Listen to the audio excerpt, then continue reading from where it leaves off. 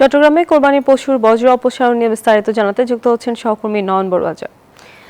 জয়, জানাবেন যে পশুর বজ্র অপসারণ কার্যক্রম কেমন চলছে সেখানে? ধন্যবাদ তমা আপনাকে।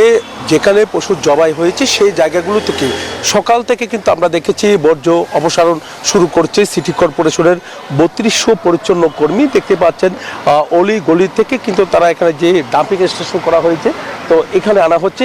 এখান থেকে আবার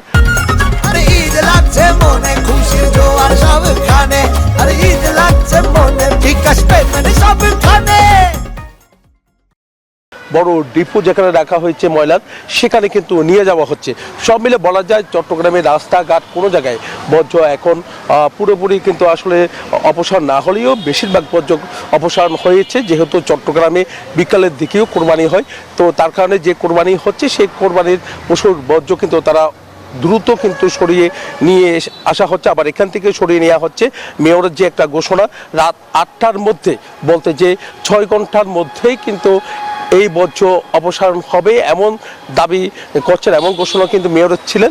তো সিটি কর্পোরেশন বলছে এই পর্যন্ত 90% বর্জ্য কিন্তু অপসারণ হয়ে গেছে।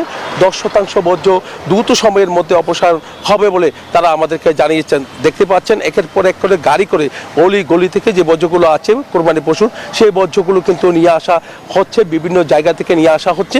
এখান থেকে আবার বড় ডিপো যেখানে রয়েছে সেখানে নিয়ে আসা হচ্ছে। সব মিলে বলা যায় পরিচ্ছন্ন কর্মী যারা আছে তারা কিন্তু কাজ করে যাচ্ছেন। তারা বলছেন যে 3200 যে পরিচ্ছন্ন কর্মী সকাল থেকে তারা যেভাবে কাজ করছেন এখনো পর্যন্ত তারা কাজ করে যাচ্ছে বলে আমাদেরকে জানিয়েছেন। তবে আগামীকালও কিন্তু কোরবানি পশু জবাই হবে, এর পরের দিনেও কোরবানি পশু জবাই হয় চট্টগ্রামে।